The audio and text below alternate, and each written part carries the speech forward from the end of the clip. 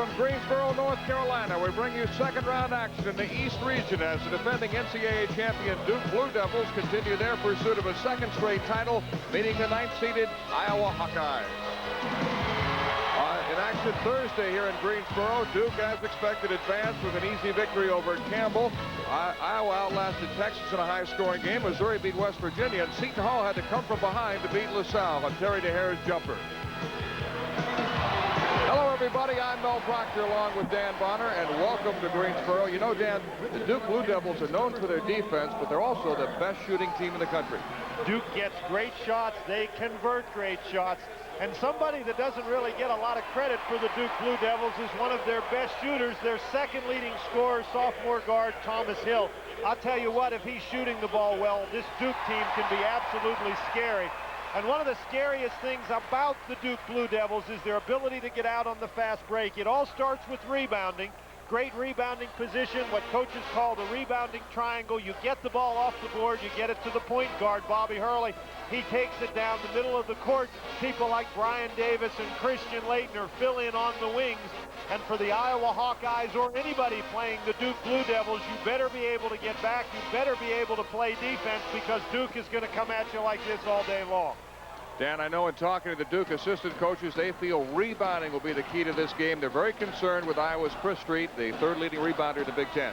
At 6'8" and 200 pounds, a tremendous rebounder, particularly on the offensive end of the court, an extremely hard-working kid. And one of the keys for Duke, as you say, is going to be to keep Street and A.C. Earl off the board. And the lineups, James Moses had a terrific first-round game against Texas. He joined Street and A.C. Earl on the front line with Smith and Barnes in the backcourt. Tony Lang remains in the starting lineup for Duke, but you'll see plenty of Grant Hill coming off the bench for the Blue Devils. And the officials today, Don Rutledge from Windermere Park, Florida, Dave Bear from Lexington, Kentucky, and Charlie Range from Fremont, California. Christian LAETTNER, who had 20 points, 9 rebounds in Duke's victory over Campbell.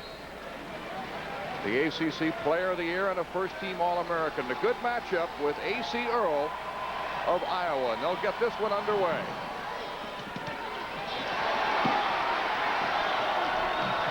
This is Val Barnes teamed up in the backcourt with Kevin Smith, Earl, Moses, and Street on the front line.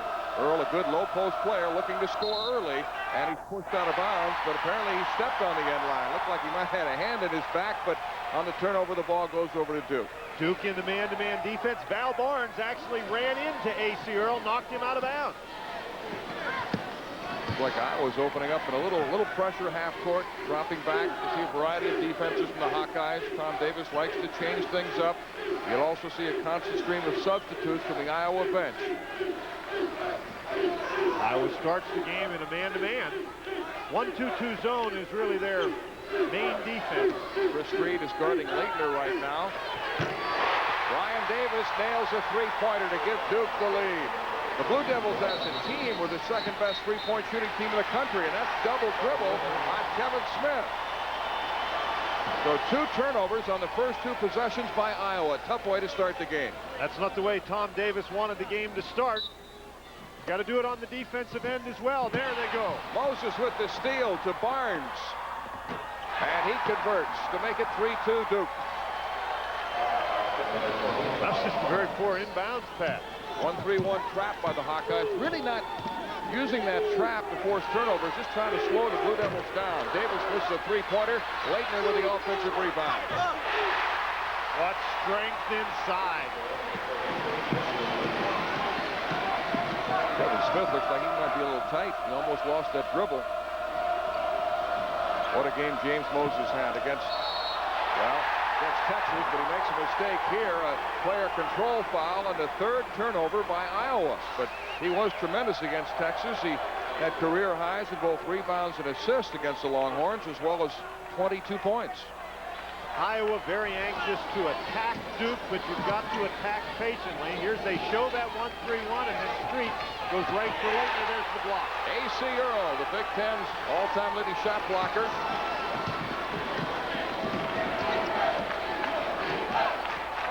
5-2 Duke. Earl against LAETTNER. Might have been some contact.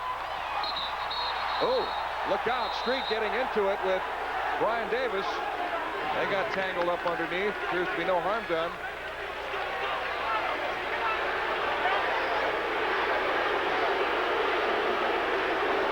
Street's a tough kid, boy. He likes to mix it up. Brian Davis is a tough kid as well. Here's the battle for the rebound. Davis and Street, they just get tangled up. And Street takes him right out of bounds. Well, Street gets credit for a takedown. What's that worth, 2 points? That's right, 2. Of course, Iowa has great wrestling teams, so maybe he snuck into the wrestling room and picked up some pointers. Brian Davis is left open. Leitner on the offensive board. 7-2, Duke. Duke was worried about keeping Iowa off the boards. It looks like Iowa needs to do a better job keeping Christian Leitner away from the offensive glass. Barnes gets inside, and will the basket count? The Hawkeyes think it should. They're certainly pleading their case. Dave Bear and Charlie Raines going to talk about it. Barnes is a good, strong kid. And it's going to be ruled before the shot, and the Iowa bench is going crazy. Foul is on Thomas Hill. Tom Davis doesn't agree with that call. He says score that goal.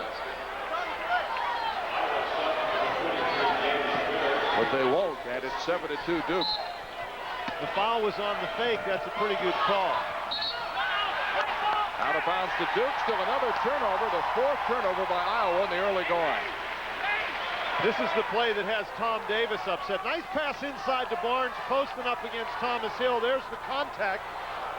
That's a foul in the NBA, I think. That's a shooting foul in the NBA, but not in the NCAA. James Winters, number 23, is in the game. He is guarding Christian Leitner, or at least attempting to. He's giving away quite a bit of size. He's only 6'5". Leitner moves outside. Great three-point shooter. Fakes the three, takes it in closer. Earl with the rebound.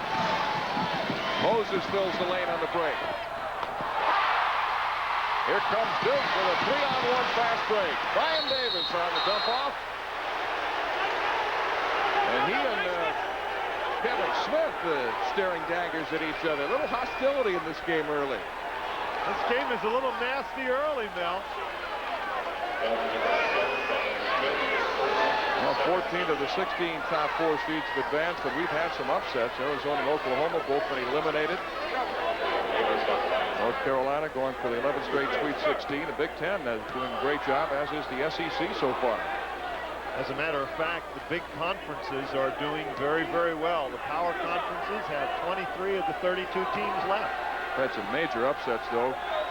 East Tennessee State, a 14th seed, beat the 3rd-seeded Arizona team, and Southwest Louisiana, seeded 13th, beat number 4 Oklahoma. Mike Krzyzewski, who has won 80% of Duke's NCAA games, 28-7 in tournament play.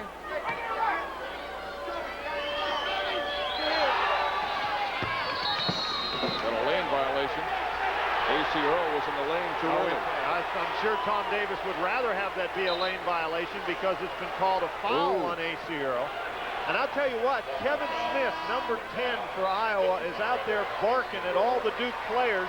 He was involved in that scrap with Street and Brian Davis, and then he was the guy who fouled Brian Davis, and Charlie Raines, one of the officials, had to tell him to cool it out there.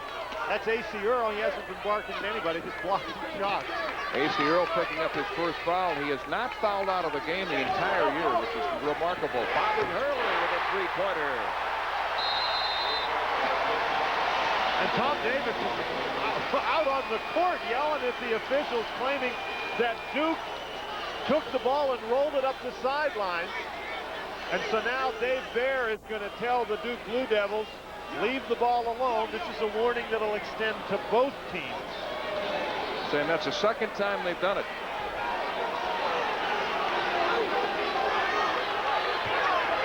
Well, the first time, the officials have to figure maybe it's an accident, so they warn him on the second time. That's all right. 11-2 Duke. Now has been plagued by turnovers in the early going. Earl wants the ball. Bobby Hurley sags back to help Leitner with him. Makes the entry pass difficult. Barnes puts it up, and a foul on Thomas Hill. That's his second foul.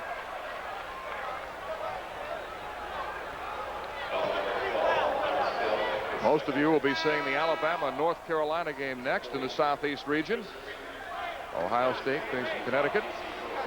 And that Ohio State-Connecticut matchup is just a great matchup for the second round. The Connecticut Huskies may be getting it back a little bit. So you and I were talking about players' names before the game and why they're named as they are as Brian Davis returns. Val Barnes of Iowa, who's shooting this free throw, is named Val because he was born on Valentine's Day. That makes sense.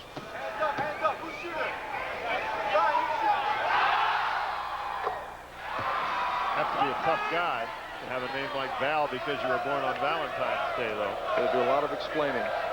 He had 21 points against Texas. When you're 6'2" and 195 pounds, you don't explain very much. 11-4, Duke, 16:24 remaining in the first half. Iowa shows the press, but they haven't really tried to set a trap. Now they do.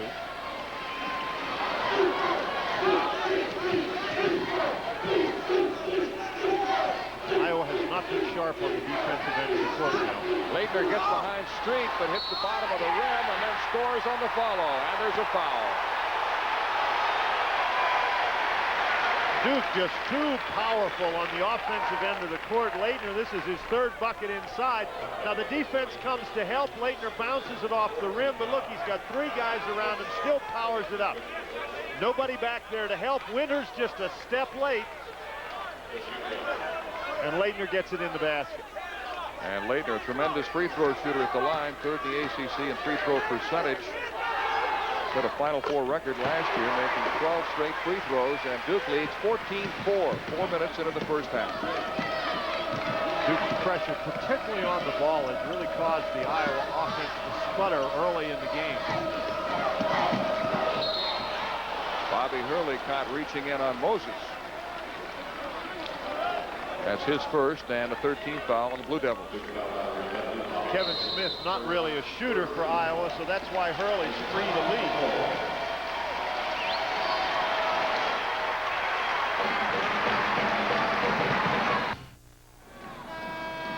Back in Greensboro Coliseum, where Duke has taken an early lead, there have been reports of bad blood between A.C. Earl and Christian Laettner. Both players dismiss it, but A.C. told me that Laettner is by far the best center that he's ever faced. He said what he hopes today is that Laettner, in an effort not to foul, gives him a little bit of room to maneuver. We'll see. Mel? All right, Leslie, and I'm amazed by Leslie Visser's versatility. She's talked to everyone from players to coaches to electricians, but I found her interview with Gaylord, the Campbell particularly stimulating.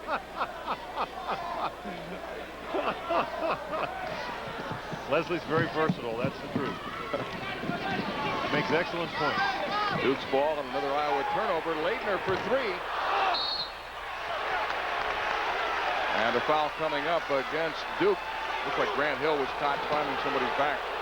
You know, Mel, Grant Hill picks up the foul, his first. Duke so far in this game, though, has 4 offensive rebounds. Iowa doesn't have any. Duke's 10 of their 14 points have come off second chance opportunities.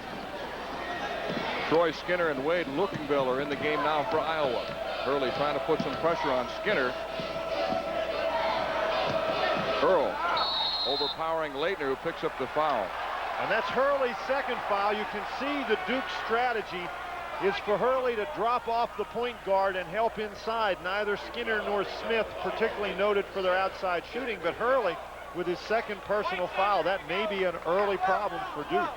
See, A.C. Earl is much more comfortable with his back to the basket when he can sit down and post up and use that turnaround jumper and half hook. Not quite as comfortable when he has to face Christian Laettner and try to shoot over him.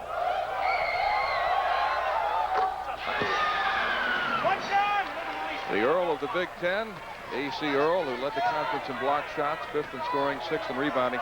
Dan, I really have to ask you this. It's been bothering me all week. If A.C. Earl had gone to Duke, would his college be known as the Duke of Earl? I think so. Earl with the block on Brian Davis. Great Certainly play. the Earl of Iowa with that shot blocking ability. Another turnover by the Hawkeyes, gobbled up by Brian Davis. That's the 5th turnover. And that's what Iowa needs to do, to get back on defense, and Earl back on defense is certainly a force. Hurley's three-pointer is short. You could tell that was short when it left his hand. Lukingville battling Davis, a held ball, and the arrow points to Duke. We talked about Duke's fast break. Duke's ability to finish is tremendous, but A.C. Earl doing a great job running the floor. Number 4 in the country in block shots, and he showed you why right there.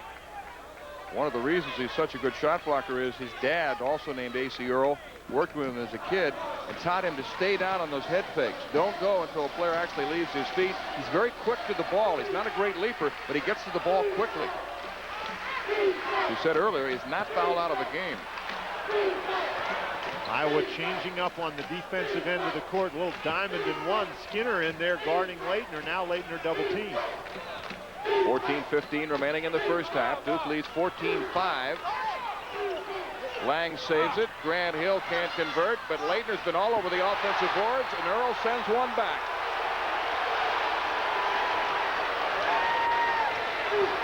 LAETTNER forces a pass, and Duke turns it over. Second turnover by the Blue Devils.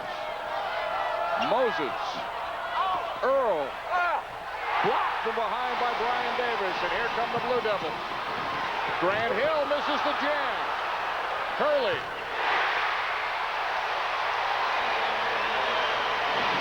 (16-5) Duke. Iowa really struggling at the offensive end and plagued by turnovers so far. Duke with Hurley picking up that second personal foul, switches to a 2-3 zone. There's the stat we were talking about. Duke dominating the offensive board. And Earl is fouled, but he also caught Tony Lang with an elbow. That elbow was inadvertent. Lang reached around and fouled him from behind.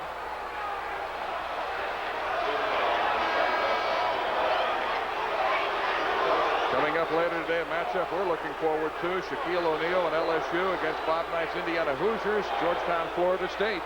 Out west in Boise. Mike Krzyzewski very angry about that call. Foul was called on Lang. James Winters is back in, replacing Street for Iowa. Mike Krzyzewski doing a pretty good demonstration of what A.C. Earl did right there. The turn and just smacked him in the face. Barnes misses a three-pointer, and it's out of bounds to Iowa. Earl is all arms and legs in there, and he turns and he smacks Lang right in the face. That's after the whistle blew. The whistle had already blown at that point. Lang got called for the foul reaching over the back. That's a tough way to get a foul, though. Lukingville from the corner. Iowa's now 1 for 8 and has missed 7 straight shots. They'll get the ball back. This is really the first flurry that Iowa's been able to make on the offensive board. However, they haven't been able to put the shot right back up for a conversion. Duke beat Iowa 85-70 the second-round game last year in Minneapolis. LAETTNER had 20 in that game. Grant Hill had 14 points, 14 rebounds. James Moses had 23 for Iowa. Barnes misses the three. Brian Davis launches a three-pointer.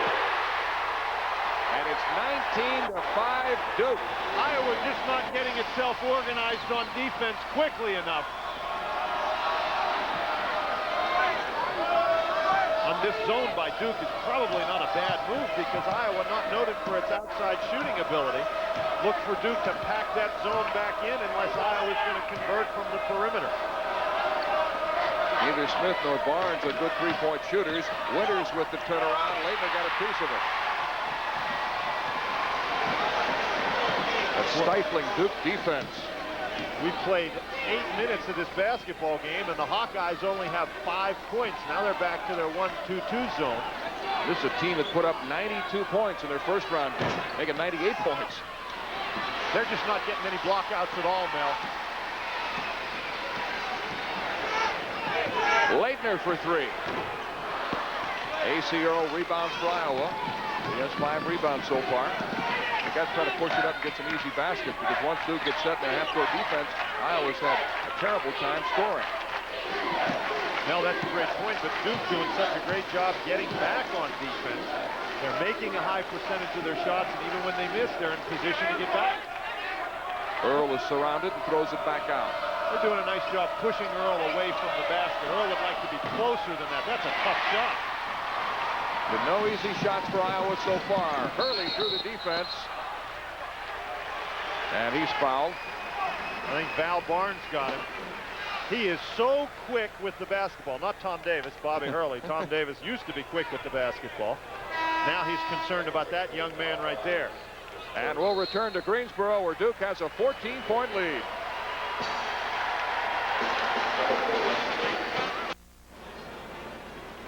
Back in Greensboro, where coming up today is Game 2 between Seton Hall and Missouri. I'm with a man who will be busy during that game, Norm Stewart. Norm, what's your greatest concern against Seton Hall? Well, Seton Hall is a ball club that's big inside, but they got good perimeter shooters. But watching this ball game is something we talked to our squad about this morning. We want to get off to a good start, and I think that's really an important thing for us. Struggling. Well, P.J. Carlissimo says he has every basketball book ever written by Norm Stewart. Is that an advantage? I hope it works better for him than it has for me. Thank you, Norm. Mel? All right, thank you, Leslie. And Grant Hill goes up for a shot and is fouled by Iowa as the frustrations continue for the Hawkeyes. Foul is on Chris Street. That's his second and the 16th foul.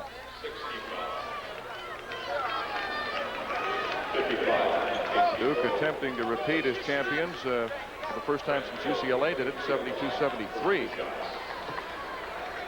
Great Cincinnati teams in the early 60s. San Francisco led by Bill Russell, Casey Jones.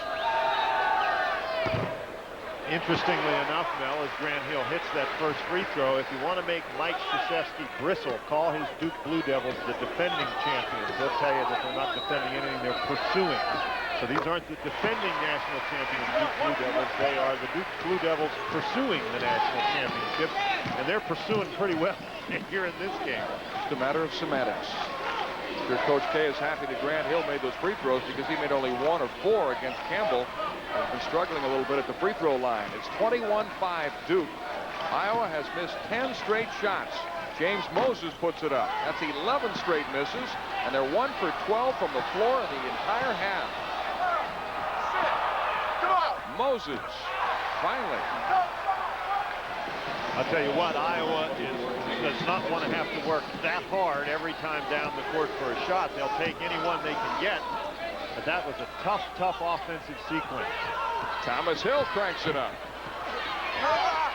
Davis battles Earl, and Brian Davis saves it. Well, Tom Davis upset about something. The score, most likely.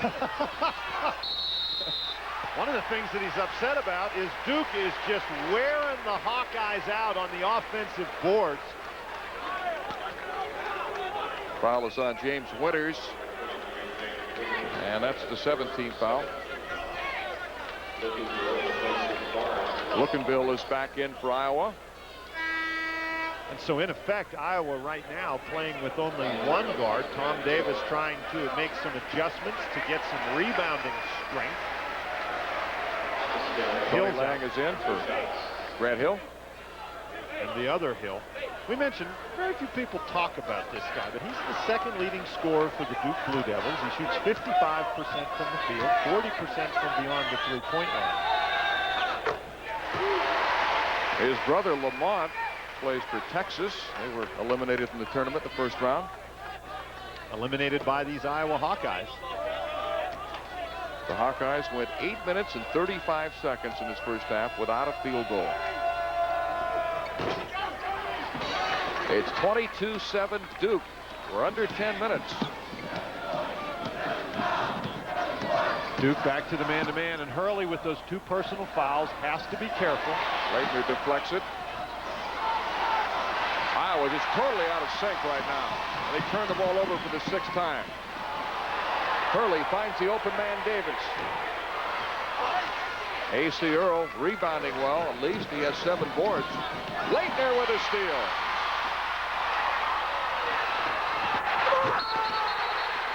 No basket. Player control foul on Christian Leitner.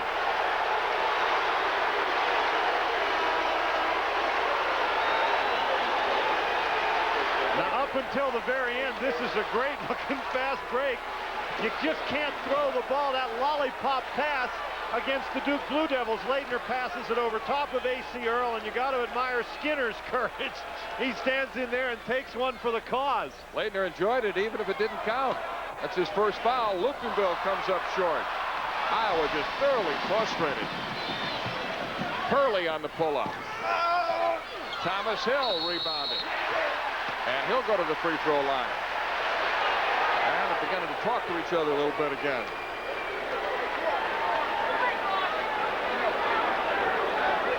Coming up next, Alabama, North Carolina. And later here, you'll see Missouri against Seton Hall. Seton Hall coming from behind to beat LaSalle on Terry DeHare's jumper with 1.8 seconds left.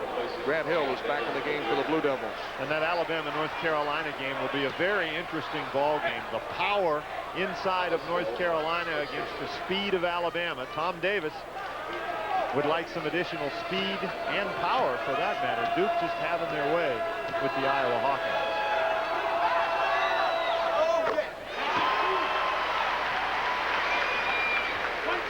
Duke is really not shooting a lot better than Iowa. They're shooting only 29% from the floor, but they have 12 offensive rebounds. We showed you all those second chance points earlier. That's the difference. That's amazing. You shoot 29% and you're up 16. 24-7. Duke by 17 with 9 minutes remaining in the first half. And the Hawkeyes trail by 2 touchdowns and a field goal.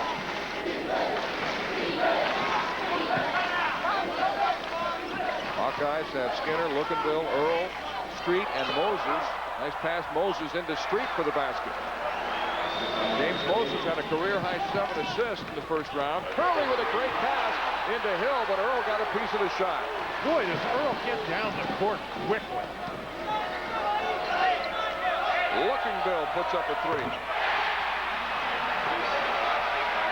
24-12 Duke. First points of the game for Wade Lukenbill, a junior from Fort Dodge, Iowa. If you're going to get down by 17, you'd like to do it with a lot of time left, and Iowa still has plenty of time. They've just got to get it going. Grant Hill misses the jumper. Earl with another rebound, his 8th of the first half. Iowa on a 5-0 run. Three-pointers can get you back in the game in a hurry, but Iowa has not been a great three-point shooting team. 30% from three-point range this year. Duke back to the man-to-man defense. Oh, boy. Moses with a nice move, but it's blocked by Tony Lang. Laettner with a lead pass to HURLEY, and here they come. Lang on the follow. Again, they hammer the offensive boards.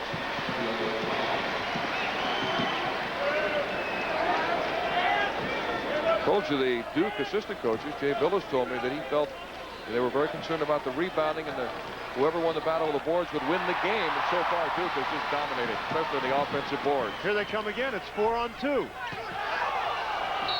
And Grant Hill is fouled.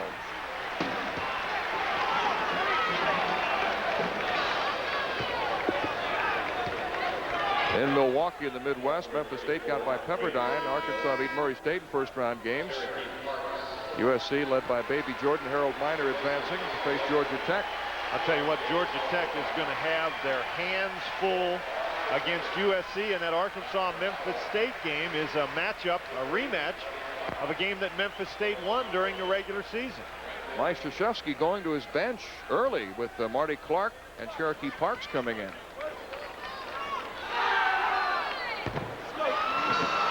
Now, we talked about Duke's work on the offensive boards. They have 17 second chance points. The Iowa Hawkeyes, but 2. Amazing. Well, that's the difference in the game. Grant Hill's free throw makes it 27-12 Duke with 7:11 remaining in the half. Both Duke and Iowa are shooting very poorly, but the Blue Devils are making up for their poor shooting with work on the offensive boards and second chance points, and those have been the difference in the game so far. It's 27-12 Duke. We're under 7 minutes. First half from Greensboro. Duke back to the zone with sort of a different lineup in the ball game. Oh, wow. Is that a shot or a pass? I don't know what it was. They get to keep the ball. I have no idea. I certainly, if that was me that did that, I'd claim it was a pass. Yeah, you better claim that's a pass. It's one of those you let it go and you start yelling pass, pass. catch it. Kevin Smith taking that shot/pass. Tom Davis concerned with his team's woes in this first half. Another thing that Duke has done, their defense has kept Iowa out on the perimeter. The Hawkeyes do a great job at the free throw line, and Duke has kept them away from the charity stripe. It's going to be real tough for Iowa to get anything inside now with A.C. Earl out of the game. Barnes penetrates and misses. And we've got a foul underneath against Duke.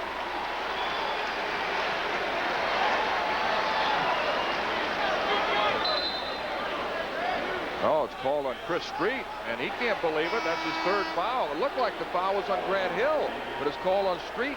Grant Hill was the guy that went flying out of bounds. I think that's a pretty good call. Tom Davis, I'm sure he'd agree with you. Well, I don't. He has a different perspective than me. He's sitting on the other side of the court with the towel. I think the towel is the key there. There's the shot. Parks may have gotten a piece of it. Grant Hill goes bouncing out of bounds. Not a great deal of contact there. That's a no call. Certainly, Tom Davis would agree with you. It's been a very frustrating afternoon so far for the Hawkeyes. Tom Davis is going to leave Street in, even though he has 3 fouls. That's also the 10th team foul, so 2 shots for Grant Hill. And Duke, as is typical with their team, they are getting to the free throw line. They're now 9 of 12 from the stripe. Grant Hill has come off the bench to score 5 points. The Blue Devils lead 29-12, although they've shot less than 30% from the floor. Is this a strange first half? Very odd first half. Duke's actually made only 3 of their last 18 field goal attempts, and they're still ahead by 17 points. Earl is back in the game, and he scores, and there's a foul. Amazingly enough, there were 3 Duke Blue Devils around A.C. Earl. He was falling down as that basket went up, but that's actually his closest shot. Foul is on Marty Clark. James Winters is back in for the Hawkeyes. This is an example of how hard the Hawkeyes have had to work offensively. That ball just barely gets over Parks. Lang and Clark are all there. Clark gets called for the foul. Bobby Hurley replaces Marty Clark for Duke. Earl with 3 points, 8 rebounds, 4 blocks. He set a Big Ten shot blocking record this year. And a 3-point play for A.C. Earl makes it 29-15 Duke with 6:10 remaining. Iowa has not pressured very much in the ball game, but down 15, it looks like they're going to give the trap a chance. Duke beats it, and Iowa falls back into the 1-2-2 zone. Brian Davis strong to the basket. He has 9 points. Duke by 16.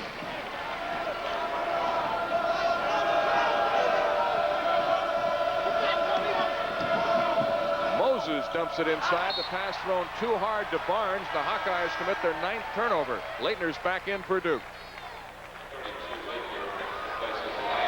Stay with us at halftime. Jim Nance, Billy Packer, Mike Francesa in our New York studios to talk about the tournament. Wade Lookinville is back in for Iowa. I asked Jay Billis, the Duke assistant coach, how they're going to handle all these substitutes, and it's easy to get confused and forget who your man is because of the shuttle service from the Iowa bench. And he said, well, it's something we made our players aware of, and the assistant coaches are also going to remind the players who their man is during the game.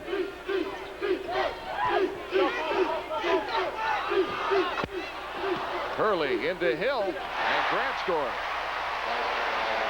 Another thing to remember, Duke plays in the Atlantic Coast Conference. They see North Carolina a couple of times a year, and North Carolina's shuttle system sometimes makes Tom Davis look like a piker over there. So this is the biggest lead for Duke, an 18-point advantage with 5 minutes left.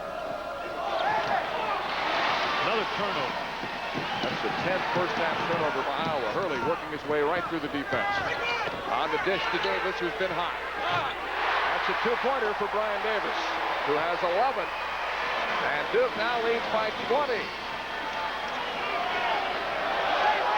A.C. Earl playing the role of the ball in the pinball game. He's bouncing off some people inside. He and Leitner and Parks are banging him from side to side right now. Parks has put a hand in his chest, and Earl slapped it away. He can't get it into him. He has to move up high now to take the pass. Oh! steal by Davis. Earl threw it right to him. And Skinner fouls Davis. Brian Davis has been terrific in this first half. Right on his season's average. He has 11 already. That's what he's averaging for the season. And that 11 matches the Iowa turnovers. Nice job by Skinner right there to come and just shake Davis's hand. Early, we had a lot of barking at one another going on between the players. Jay Webb, a 6'8" junior from San Jose, California, checks in for Iowa, replacing Winters.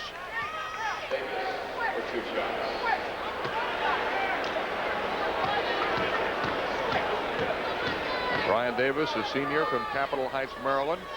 He and Christian Leitner, best friends and roomed together. Mike Krzyzewski has won 80% of his NCAA games, the highest percentage among active coaches. P.J. Carlissimo right behind.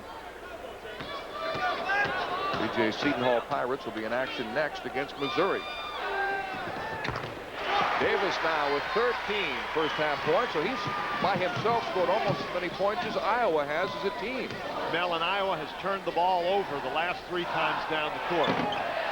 Davis up high for the rebound and fouled by Webb. Anybody watching this basketball game today is getting a serious look at all the weapons possessed by the Duke Blue Devils. They have been very impressive against an excellent Iowa basketball team. The Duke Blue Devils shooting for their 5th straight Final Four appearance. UCLA went 10 consecutive years, Cincinnati 5 times. So if Duke makes it, they would tie the Cincinnati Bearcats of 59 for 63 with 5 straight appearances. In last year's game between Iowa and Duke in the second round, Duke destroyed Iowa's press and ran out to a big lead. So Iowa not coming out pressing today, but Duke has done it with defense and the fast break. Brian Davis has poured in 15 first half points, and Duke is blowing Iowa out. Thank you, Doctor. I'm not a real doctor. Duke is 4th on the all-time tournament win list, and all 5 of these teams are still alive in tournament play. You'll see North Carolina next. North Carolina with 55. Dean Smith has been at the helm for 48 of those, and so Dean Smith set the record with that 48th win for the most wins by a coach in NCAA tournament play. Kentucky back after a 3-year absence. Duke has a 24-point first half lead with 3:40 remaining. The Blue Devils back to the man-to-man defense. Smith uses his screen. A lot of tall timber there, and it's blocked by Cherokee Parks. Hurley on the dish to Grant Hill. And the lead climbs to 26 points in the first half. They just explode down the court. Moses with a nice left-hand move off the glass. He had 23 last year against Duke. He has only 4 this game. If you're the Iowa Hawkeyes, you got to try to get it under 20 at the half. There's the foul on Moses. Hurley's going to go to the line. Alabama, North Carolina coming up next. Alabama is a team with tremendous quickness. They've got 3 big-time basketball players: Latrell Sprewell, James Robinson, and Robert Horry.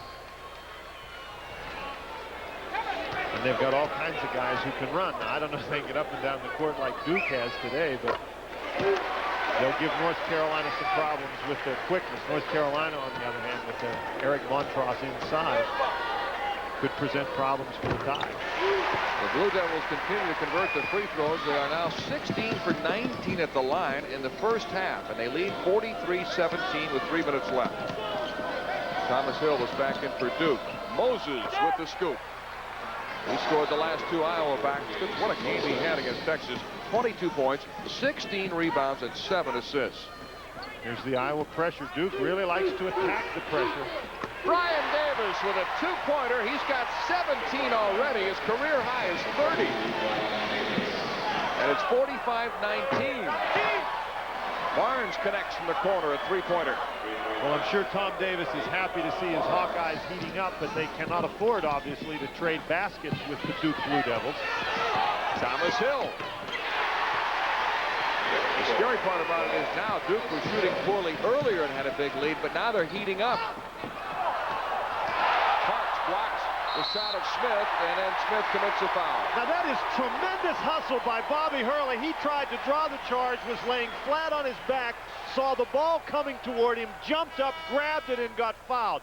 Watch Hurley. He's down on the ground. Parks blocks the ball. As the ball bounces up, so does Hurley. He grabs the thing, and Smith fouls him. That's a second foul on Kevin Smith. And Bobby Hurley will go to the line. And hidden in all of this, Cherokee Parks has come off the bench, blocked a couple of shots for Duke, and has played very well. Tony Lang will replace Parks. Talked about Duke being pulled early, but holding that big lead. Now they're hot. They've made 7 straight shots, so that's got to be thoroughly frightening if you're Iowa. If you're Iowa, I think you've got to try to break down the game. Obviously, you've got 2 minutes left here in the first half, so there's a 2-minute segment, and then you've got 4-minute segments in the second half, and I think that's the way you have to play the game. Divide that second half 20 minutes up into 4-minute segments and try to chop a little bit off that lead each segment. And you can't do that by trading baskets. Duke by 26. AC Earl, Leitner got a piece of it. Lang going to the rack for the rebound, but he's called for traveling. But did you see him get off the floor for that rebound? Trying to control the ball and pass it as he's falling down, and he very nearly did it. Grant Hill replaces Hurley, so Hill will become the point guard now, the position he occupied when Bobby Hurley was out with a broken foot. I don't know what Winters was doing right there. If he completes that bounce pass to Moses, Moses is in deep trouble on the baseline. Hurley with 2 fouls won't be back this half. Wade Lookwoodville replaces Moses. Moses probably just happy to get out of there in case Winters has been throwing the ball again. Barnes fumbles it away to Leitner. 12 turnovers in the first half by Iowa.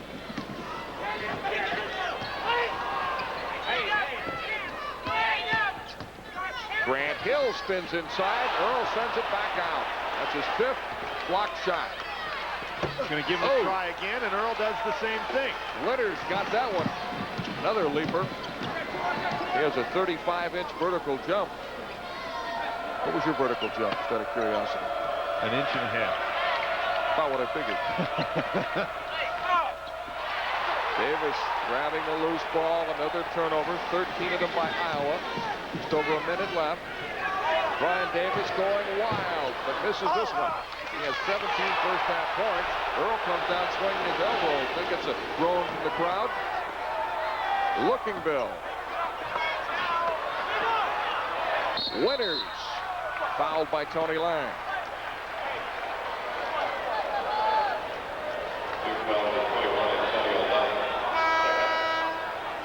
If Duke makes it to the Final Four this year, they will tie North Carolina for second on the list of Final Four appearances. UCLA leading the way with 13. And that's college basketball's royalty right there. Look at the names of those teams. Hurley is back in the game.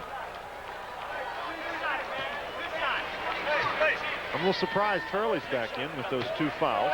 Parks is also back.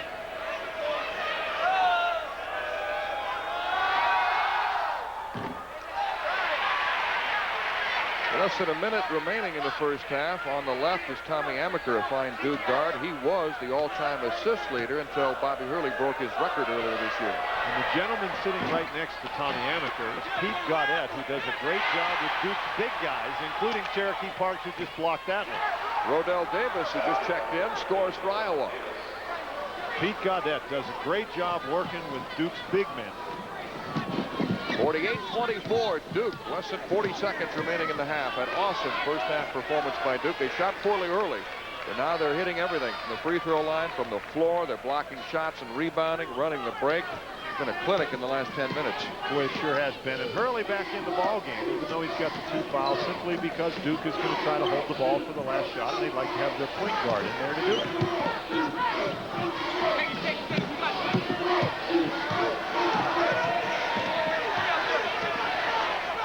Leitner gets behind the defense.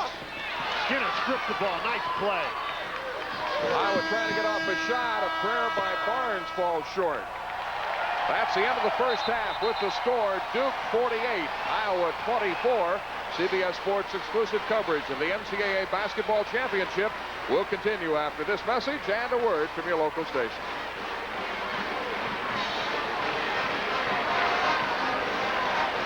CBS Sports exclusive coverage of the second round of the NCAA Basketball Championship is sponsored by Pontiac and your local Pontiac dealer. We build excitement. Energizer brand batteries, nothing outlasts the Energizer. They keep going and going. And by Reebok, who asks, who is the world's greatest athlete, Dan or Dave? Welcome back to Greensboro. Duke with a 24-point lead at the half. And let's check in with Leslie Visser. Well, Mel, obviously the famed Duke fans have no empathy for Iowa. They are chanting Campbell's dead, or Campbell, of course, was the tiny school that was Duke's first-round victim. As for the folks from Iowa, they said they weren't prepared by watching the tape for the level of athleticism of Duke, and that they're going to try to pound it inside and close the gap. Mel? They should have run those tapes and fast forward. That would have given them a better idea what Duke can do. Look at the halftime stats. You see, Duke's not shooting well, but they're up by 24. Duke's not shooting well. They are getting to the free throw line. Iowa has not been able to get the ball inside. There's what Duke has been doing extremely well. They're pounding the offensive boards and converting their opportunities. Davis with a big, big half for Duke. Interestingly, Mel, A.C. Earl is the only Iowa starter with a rebound in the first half. A.C. hits his first shot of the second half. He was 1 for 6 from the floor in the first half. And it's 48-26 Duke. For the Blue Devils, they have Thomas Hill and Bobby Hurley, Brian Davis, Christian Laettner, and Tony Lang, who grabs the rebound. Out of bounds to Iowa. The Hawkeyes started with Kevin Smith and Val Barnes, Chris Street, James Moses, and A.C. Earl opening the second half. Street picked up 3 pretty quick personal fouls in the first half. He didn't have any rebounds and only had 2 points. So with him back in the game, Iowa might be able to get it inside, and they need to get it inside the basket, and Moses just did. A 2-point shot by James Moses makes it 48-28 Duke. So Iowa's got the first 4 points of the second half. I guess what you've got to do is keep looking at that scoreboard and seeing a 20-plus point lead and just try to play your game and chip away at the lead, put together a few runs in the second half and get back in it. Brian Davis had 17 the first half. The best way to do it is to try to divide the game into 4-minute segments and get a little closer each 4-minute segment. So the last 4 minutes, you've got an opportunity to win the game. Brian Davis is fouled.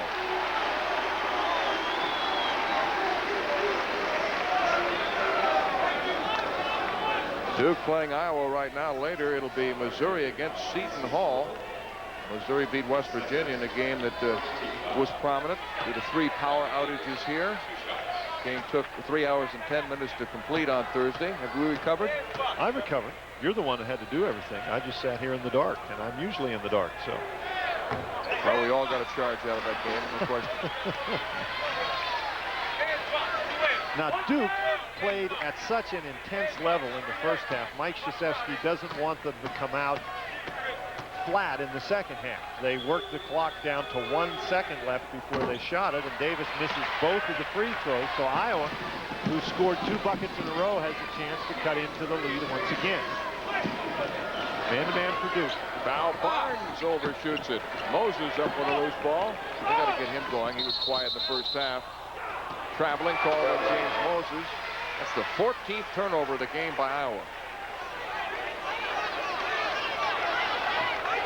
That's Moses' first rebound. Long pass by Laettner. 4 on 2. Hurley dumps it inside to Thomas Hill. 50-28 Duke. 2 minutes into the second half. Duke in a man-to-man. They use both zone and man in the first half. Hurley really pressuring Smith. That's just great defense. Just tremendous defense. Here we go again. Thomas Hill misses the shot. Smith taken away by Laettner. 3-on-1, and Christian Laettner stops the fast break. They play excellent defense on the half-court level now, and they play excellent defense in transition. Leitner screens for Hurley. And as they showed you in the first half, they can go from defense to offense very quickly. That's a bad pass right there by Thomas Hill. 7th turnover of the game by Duke. A collision, both go down, and traveling is called on James Moses. That brings Tom Davis off the bench, and Moses is upset.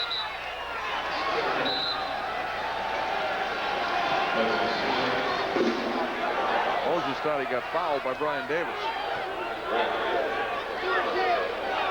I actually think that was a break for Moses, because I think if the foul was going to be called, it should have been an offensive foul. Hurley blocked by A.C. Earl. He has 6 rejections in this game, and we get a held ball. The arrow points to Duke. Ohio State meeting Connecticut coming up next. It'll be Alabama against North Carolina. How do you see that game, Don? Well, I think that one thing you can be sure that you'll see in that game is Wimp Sanderson in a plaid coat. But I think that'll be a great matchup. North Carolina has tremendous inside power. North Carolina beat Duke earlier in the year, so the Tar Heels can certainly play with anybody. Alabama with a very impressive end of the season win against Arkansas. Troy Skinner is back in the game for Iowa. Skinner, a starter most of his sophomore and junior years. He's also started 8 games this year. He is number 11. Iowa in that 1-2-2 zone. Moses will drop down and follow the ball. Iowa did not do a very good job finding people on the perimeter in this defense in the first half. Duke had a lot of uncontested shots. Davis is standing over there in front of the bench waving for the ball. Can you blame him the way he shot? No, certainly not. First half points for Brian. Hurley puts up a 3-pointer. Tony Lang with the offensive rebound. Tom Davis is going to see Duke getting offensive rebounds in his sleep for a long time. Foul down low on Tony Lang. He and Street were battling for position. That's his 3rd foul. That's good right there. Out west in Boise, it'll be Indiana against Shaquille O'Neal and LSU. Georgetown meeting Florida State. Florida State going into that ball game won't have point guard Charlie Ward. I really think that'll hurt him. Skinner into Earl. Nice pass by Skinner. 8 points now for A.C. Earl. 20-point lead for Duke with just over 15 minutes remaining in the second half. So far in the second half, Iowa has been able to shut off the Duke fast break and get the ball inside on the offensive end. Grant Hill slices inside. Earl with another block. He has 7 block shots. That's within 2 of his own school record of 9. We get a timeout with 15:40 remaining in the game. It's Duke up by 20 over Iowa. Duke's Christian Laettner is running with some pretty fast company. He is now 4th on the all-time scoring list in tournament play, within 3 of Oscar Robertson, but up there with the Big E, Elvin Hayes, and the Big O, and Danny Manning, A.C. Earl with a steal. So it's very conceivable that if Duke continues to win this tournament, Laettner will become the all-time tournament scoring leader. One of the interesting things about that is you don't see names like Lou Alcindor and Bill Walton there. Those UCLA teams had such great balance, though. They weren't one-man shows by any stretch of the imagination. Now, we talked about playing the game in 4-minute segments. Iowa won the first 4-minute segment of the second half by 4. Skinner slips in for the short jumper, rebounded by Thomas Hill. He has 5 rebounds.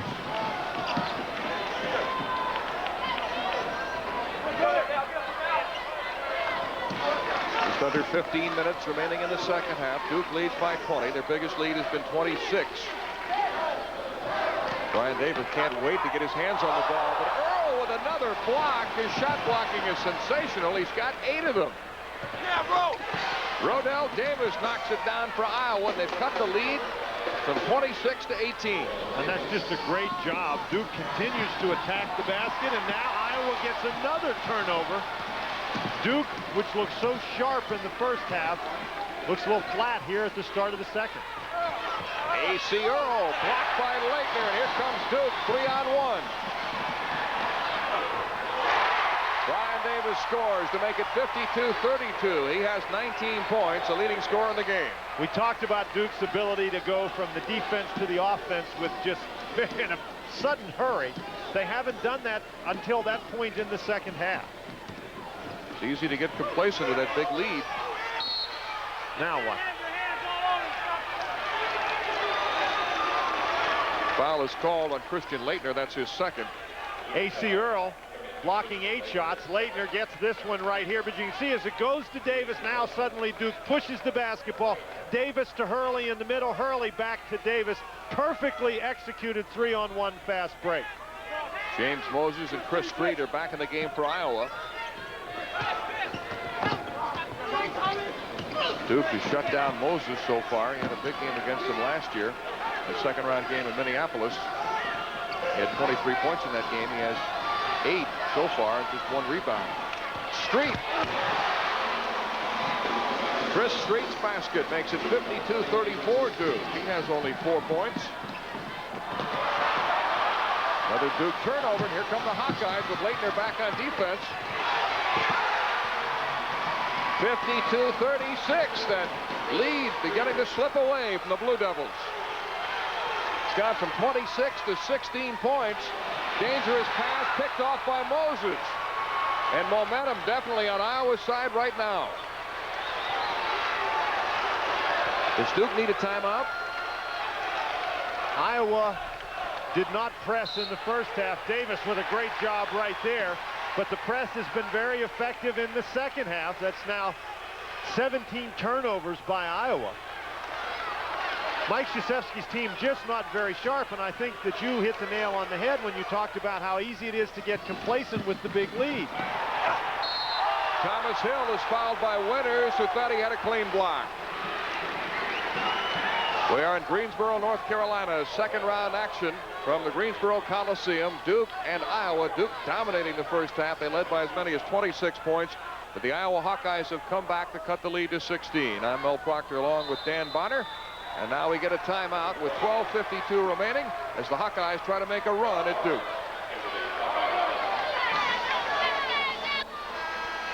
Iowa has outscored Duke 8-2 over the last 5 minutes. And Dan, I think you and I agree that this game started to get away from Duke when they began to hold the ball for 20 to 30 seconds on each possession. I don't know that they were intentionally holding the basketball. Iowa in the second half has done a very good job taking away Mike Krzyzewski's Blue Devils fast break, and as a result, Duke having to play against the set defense every time down the court is not as impressive as the Duke Blue Devils on the fast break. Duke continues to hammer the free throws home. They've hit 18 of 24 in the game. Thomas Hill, who had a big first-round game with 20 points against Campbell, he now has 9, and it's 54-36 Duke. When Leitner and Street just gave each other some pops as that ball went through the basket. 2 tough kids. Ball was kicked, so they'll reset the 45-second clock. Coming up next, Alabama and North Carolina. And in our second game here from Greensboro, Missouri meets Seton Hall. Street, see, they may have a foul on Leitner. Yep, that's 3 on him. Iowa came out in the second half. The strategy was to punch the ball inside. They have done it successfully. Duke has just 1 more field goal than Iowa in the game, 16-15, but the difference at the free throw line, Duke is now 19 for 25. Iowa, a team that normally gets to the free throw line with great frequency, has shot only 8. And you have to credit the Duke defense with that disparity. In the first half, Duke kept Iowa from attacking the basket. Another turnover by Duke. Duke just they're not handling the basketball well in the transition in the second half, and as a result, they cannot convert the opportunities that they've gotten. Poorly thrown pass by Kevin Smith, and Iowa gives it up. The 18th turnover by the Hawkeyes. Duke has more turnovers in the second half, though. Talk about Iowa's need to get to the free throw line. They have made more free throws than their opponents have attempted this year. And that's been the case for the last 5 years. The only year it wasn't true was in '89 and '90 when they failed to win 20 games and failed to make it in the tournament. So free throw shooting is a big part of Iowa's game. 1-3-1 zone now by Iowa. Leitner waiting for Earl to go up to try to block it. Street blocks Davis' shot. Leitner scores.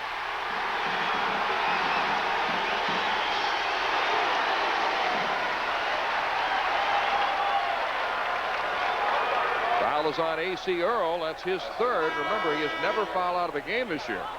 Mel, this looks like a replay of the first few minutes of the basketball game. Duke with the shot, the offensive rebound by Davis, some tremendous strength to get the ball up. Street with the block, but another offensive rebound and the putback by Leitner. Duke started this game by pounding the offensive boards and converting. James Winters and Rodell Davis are back in for Iowa as Leitner converts the three-point play to give Duke a 20-point lead. And Christian Leitner just moved into the number 4 spot on the scoring list among NCAA leaders, tying Oscar Robertson. So with the next point he scores, they move ahead of the Big O, the great guard with the Cincinnati Bearcats.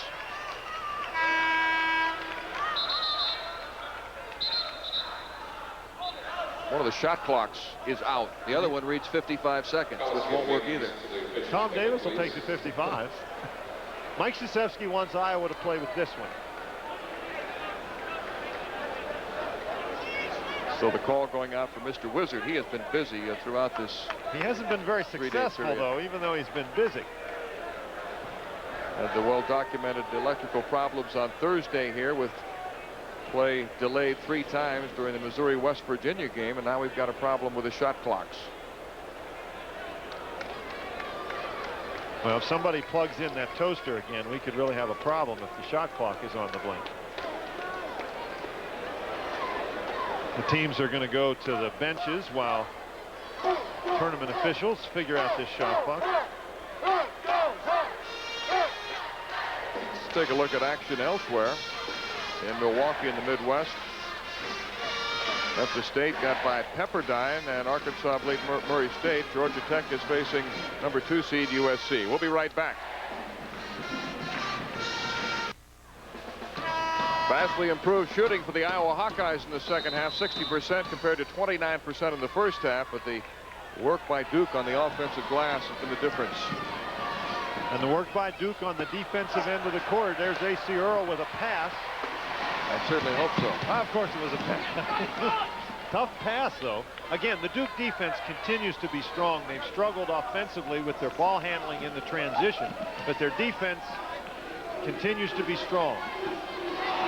Grant Hill open underneath, and Bobby Hurley hits him with a strike. And you could see the reaction of A.C. Earl, his hands on his hip, gazing towards the ceiling, very disgusted that Grant Hill was lost in there. Iowa cut Duke's lead down to 16, but now it's back up to 22.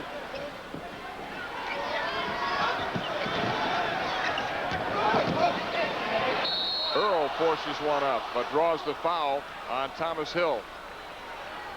Iowa a couple of times today has struggled with finding guys. There's Earl, bunches off the screen from Grant Hill, but then nobody picks up. Hill screening against Earl. You could see another Iowa player run to the corner on a switch. They did not communicate very well. Grant Hill thanking Bobby Hurley for the pass. A.C. Earl scores. He has 10 points, and it's 59-39 Duke, 10:40 remaining, second half. Full court pressure by Iowa. Duke has Hurley, Thomas Hill, Grant Hill, Leitner, and Davis on the floor. Brian Davis for 3.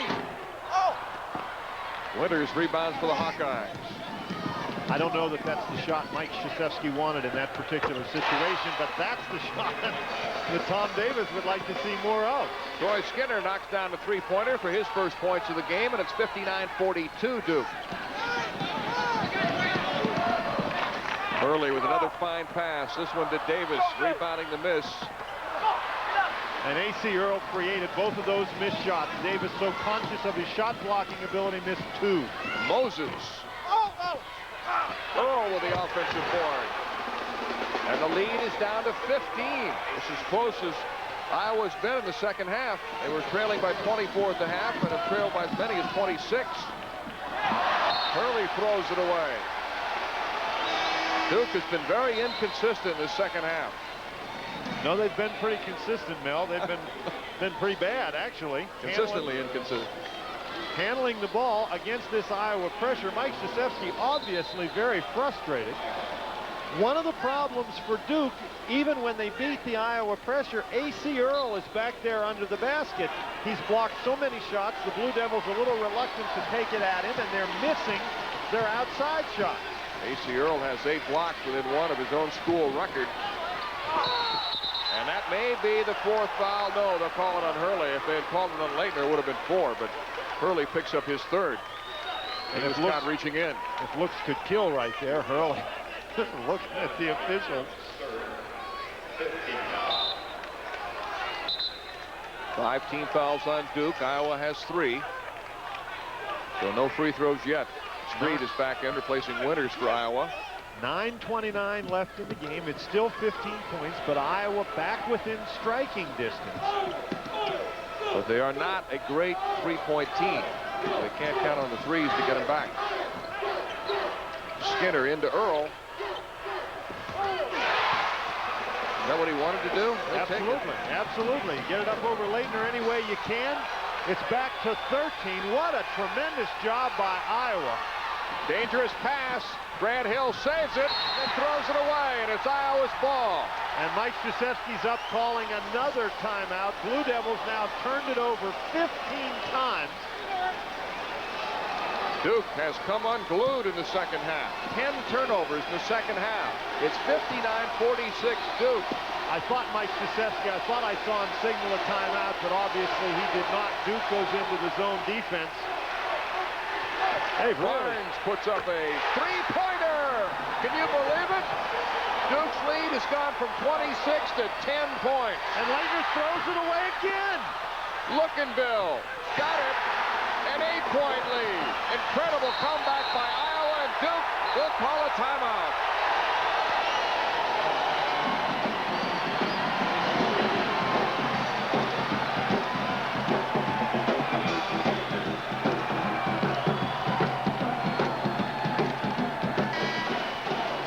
Outscored Duke 14-0 on this run. We told you the Hawkeyes wanted to peck away at the lead, but this is more like a shotgun blast. Mel, I'm telling you, Iowa chopped off 4 points in the first 4 minutes, 3 points in the second 4 minutes, and 9 points in this third 4-minute segment. So they're playing the 4-minute segments in this half very, very well.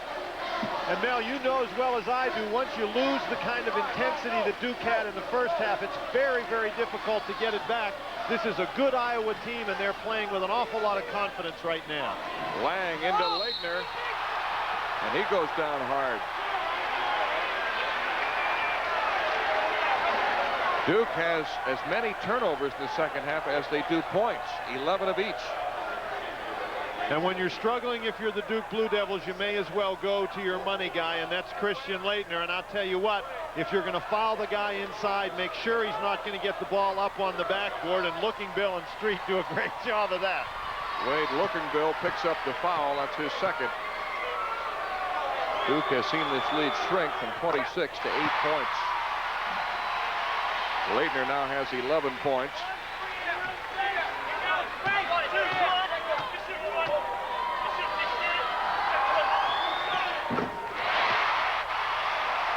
Ten-point lead for Duke with 7:58 remaining, but Iowa has up ahead of steam. Hey, Skinner has really studied their backcourt, too. He's done a nice job. Smith struggled early in the game. Duke really pressured him and made it rough on him. Barnes unable to penetrate.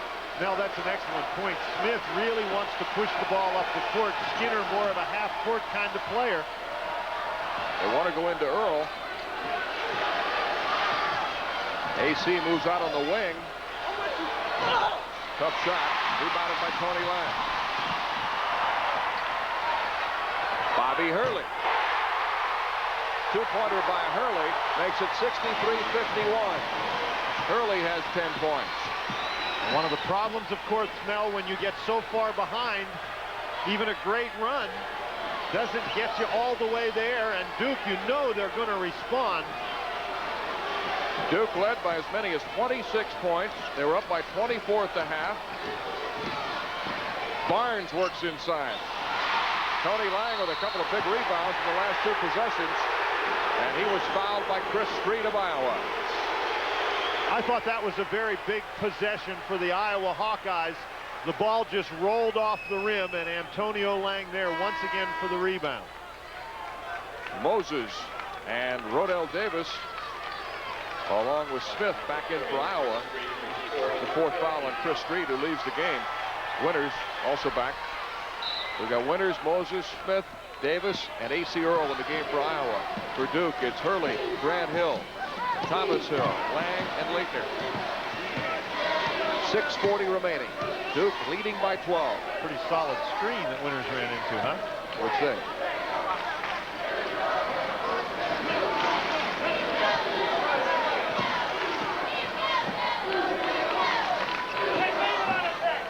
This is what happened to Duke earlier. This is when they got in trouble, when they had to hold the ball for 20 to 30 seconds in each possession. That's when Iowa began to make their run. Shot clock down to 10 seconds. 6 seconds. 4 seconds. Leitner puts it up. Big basket by Christian Leitner to give Duke a 14-point lead. Rodell Davis with a turnaround jumper. Leitner active at both ends. That's the hammer right there. That basket by Leitner as the shot clock is running out after Iowa did a tremendous defensive job, and then the Hawkeyes shooting the ball very quickly. They can't score. It just takes a little bit out of you emotionally when you work that hard on defense. The shot clock almost expires, and then you give up a shot like that. It really hurts. 5.5 remaining. A 14-point lead for Duke. Earl shuts Hurley off. Hurley doesn't want any part of that. Smart kid. He goes to Duke. The shot clock running down again. Hurley trying to create something, and does. 12 points for Bobby Hurley. Duke leads by 16 as we hit the 5-minute mark. Rodell Davis slapped away by Leitner. A.C. Earl. 67-53 Duke. Leitner taking his time, taking the ball out of bounds. Great catch. Grant Hill with a leaping ability saved a couple of those errant passes in the second half. 4:38 remaining. Duke leads by 14. This is where Duke's versatility really, really helps them. All their guys can handle the ball. A.C. Earl is just going to have a very difficult time with Antonio Lang out there, so that's going to give Duke an outlet. But the Blue Devils obviously going to take some air out of the basketball, run the shot clock down.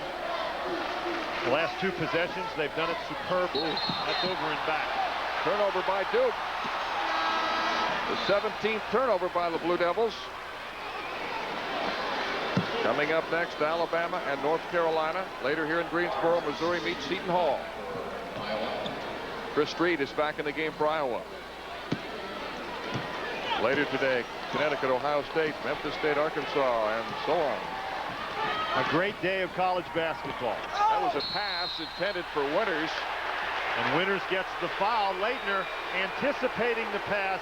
That's an awfully difficult pass to throw all the way over the defense with Leitner standing there waiting for it. Third foul on Winters. Winters is only 6'5". He's a great leaper, but it's going to be tough for him to get the lob when Christian Leitner's ready. Iowa with full court pressure. Grant Hill saves another one.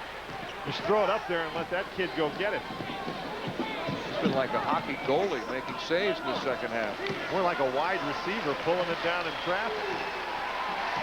Less than 4 minutes remaining in the game. Duke leading by 14. Brian Davis has been very quiet offensively in the second half. He had the big offensive first half. Leitner gets behind the defense.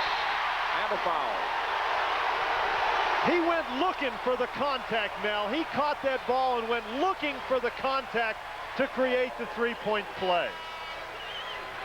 Leitner gets behind Street. No help back there. Leitner catches the ball. He glances. He sees Winters coming. He just powers it up there. You can see the big guy's reaction. 4 fouls on Winters. What I like about Leitner is he may look like a choir boy, but he's got a little mean streak in him. Oh, he is one tough son of a gun, I'll tell you what. 3-point play for Christian Leitner, and Duke has opened up a 17-point lead. Leitner with 17 points. He's been the difference in the last 3 or 4 minutes, and he slapped one away.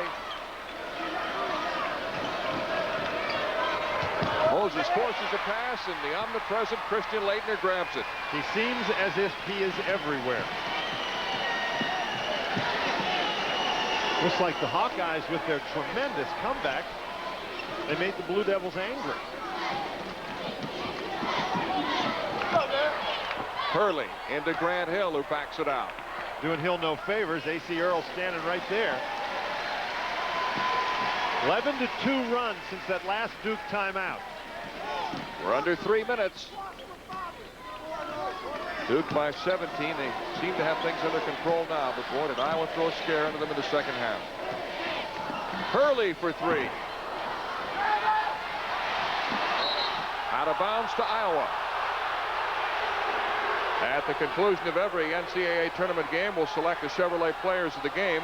In conjunction with the award, Chevrolet will donate $1,000 to the General Scholarship Fund of both schools. We have 2.5 minutes remaining in the game. James Moses with a tough shot. He's been held to 10 points. Duke by 15.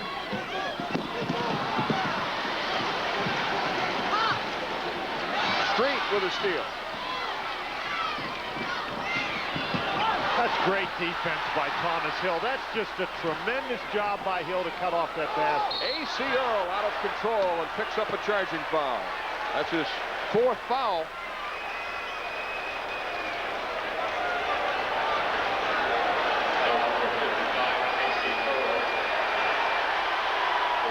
Christian Leitner's now moved into the number 2 spot behind Elvin Hayes on the all-time tournament scoring list. So he's within 27 of the Big E, and as long as Duke can continue to win, he will become the all-time scoring leader in NCAA tournament play.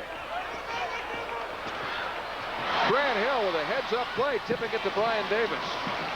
And Davis elects to hold the ball back out. Hill's all under the basket. Grant Hill has really done a great job going up high in the air to grab those passes against the press. Street and Leitner were getting into it, I believe.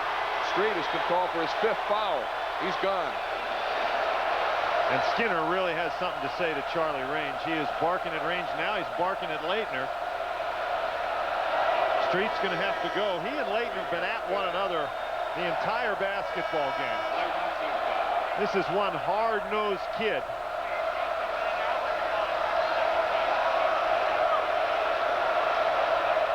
Street is upset, but he is fouled out of the game. This is like trying to argue a parking ticket. Just accept it and go home. Yeah, they're not going to change their mind, that's for sure. And it may be one of those instances. Leitner may have gotten the first shot in, but what the official saw was the response, and that happens a great many times. You've got to respond when you're not looking. Street is still upset. Christian Leitner with 17 points. Did several big baskets down the stretch. And down the stretch is the key, Mel. Leitner was solid the entire game, but when they needed him to step up, he stepped up big time. Duke has converted 24 of 30 free throw attempts. Make it 25 out of 31. And Tony Lang replaces Christian Leitner with 1:41 remaining. The first team All-American and ACC Player of the Year, carrying his team down the stretch.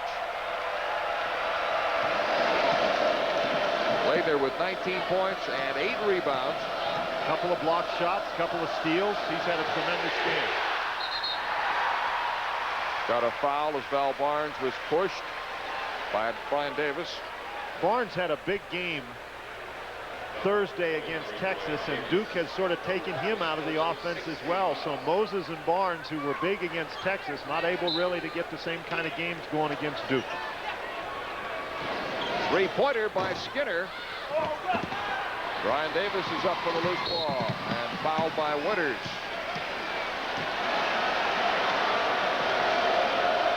That's it for Winters. He's gone.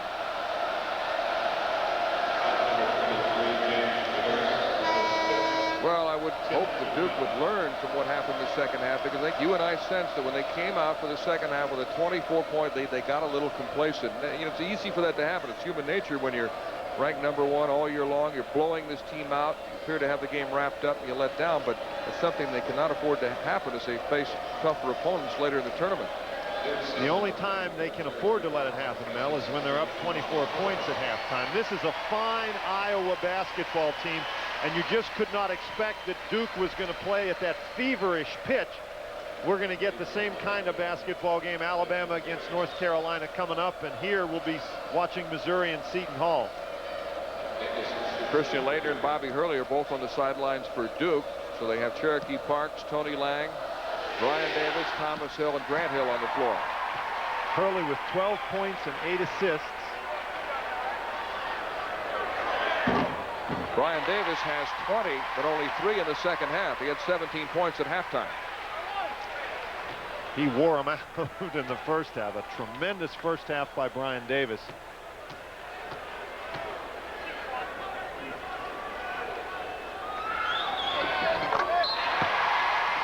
Marty Clark checks in for the Blue Devils, replacing Davis.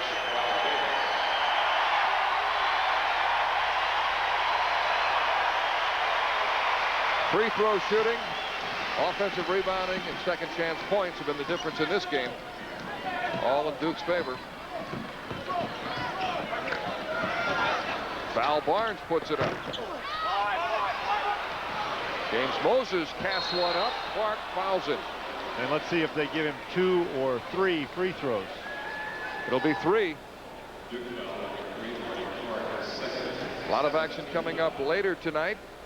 Connecticut and Ohio State, Memphis State, Arkansas, the Hoyas in action against Florida State. Looking forward to that matchup between Indiana and Shaquille O'Neal's LSU Tigers. Indiana, of course, a very solid basketball team, but they don't have anybody in the middle to go one-on-one with Shaquille O'Neal. But that Indiana defense, very good team defense.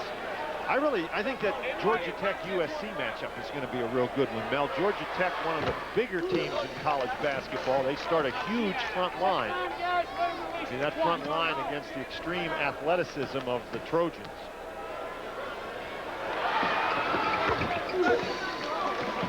Moses makes it 74-57 Duke with just over a minute remaining, and the Blue Devils will hold on and win this one, but they certainly had a scare about midway through this second half. Foul is on Lookinbill. So 2 free throws coming up for Duke. Tom Davis season about to end. Among the things that drive coaches crazy, Tom Davis in last year's second-round matchup against Duke pressed at the start of the game, and Duke destroyed the press. So this year the game plan doesn't include the press in the first half. Duke dominates the first half, so you go back to the press, and suddenly the press works very effectively. So in a coach's mind, particularly after a loss, there's a lot of what might have been, what might have been, what ifs. And I'm sure Tom Davis is going to think about this one for a while. And I know Duke was expecting to see that press early. They were prepared to work against it. An 18-point lead for Duke for under a minute.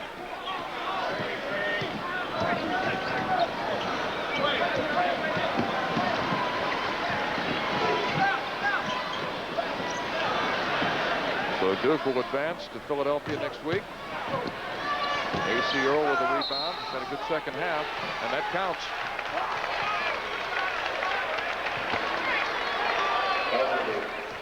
Earl will be back next year. He's just a junior. But they lose James Moses.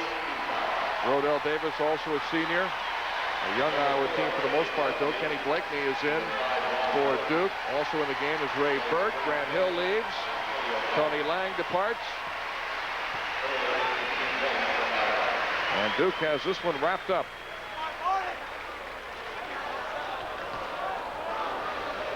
Big numbers for Earl. Almost a triple-double. And that's the hard way to do it. Getting in double figures and block shots. He's got 8 of those. 75-60. Duke, 38.5 seconds left. Moses with a steal. That's an over and back violation. Can't say enough about the effort of the Iowa Hawkeyes. Duke came out a little bit flat to start the second half because they had the big lead. It would have been just as easy for the Hawkeyes to roll over and die down 24 points. They battled back to within 8, but then Duke shifted into a higher gear and just blew away.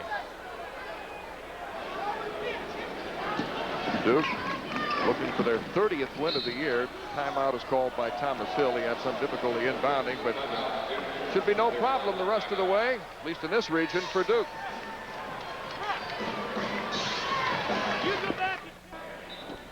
35 seconds left in the game. Duke has a 15-point lead. Talk about the keys for this game. One key, the fact that Iowa couldn't get to the free throw line. They're averaging almost 30 free throws a game and shot only 12 today. Parks to Blakeney, getting a little fancy there.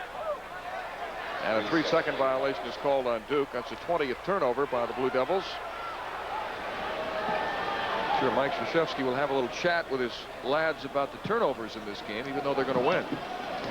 Coaches always like it when you win, but you still have things to talk about. A.C. Earl misses. And a foul against Duke.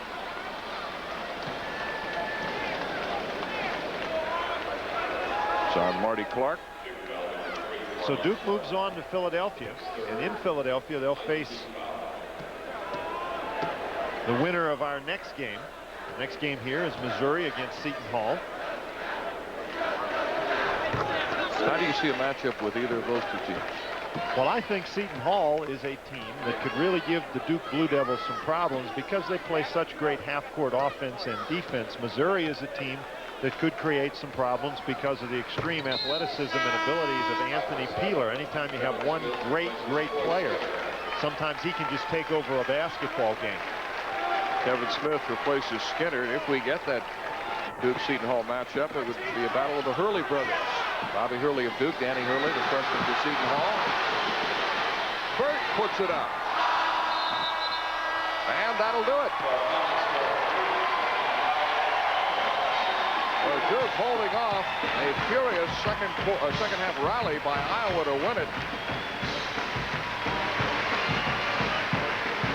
75-62 the final scores. The Blue Devils win their 30th game of the year. They're now 30-2. And they move to the next step next week in Philadelphia, awaiting the winner of the Missouri-Seton Hall game. The Chevrolet players of the game are A.C. Earl of Iowa, who finished with 19 points, 8 block shots, and Christian Laettner of Duke, who also had 19 points. So Duke led by 24 at the half, but had to hold off Iowa in the second half to win it. Final score 75-62 Duke. And right now let's go back to Jim Nantz in our studios in New York. All right, thank you very much, Mel. And I guess it's only fitting that the Duke Blue Devils become the first team into the Sweet 16. And by the way, for those of you who are out walking the dog, as Francesa suggested at halftime, got down to 8, Mike. 8 once, then right back up. Folks, you didn't miss a thing. Billy, what did you think of the game? I think I told him it would get below 10. Yes, he did. No. Yes, you did. I said it would not get below 10. He said it would. Well, a couple of red flags came out for me in that game, Jim. The first thing, I would go back to the St. John's game in the ACC Big East matchup where Duke had the big lead. Also the Michigan game we did this year where they blow somebody away and then kind of get complacent. A Duke team with 20 turnovers at this stage in the year is something for Mike Krzyzewski to worry about. And I also was real surprised. Mike is a guy that pulls the quick whistle when his team is getting out of sync. They got out of sync, a 14-0 run, no timeouts by Mike. He'll have a lot to say after this game. In fact, he has a lot to say right now, Billy, because he's standing by live in Greensboro with our Leslie Visser. So let's go right back to that site. Leslie?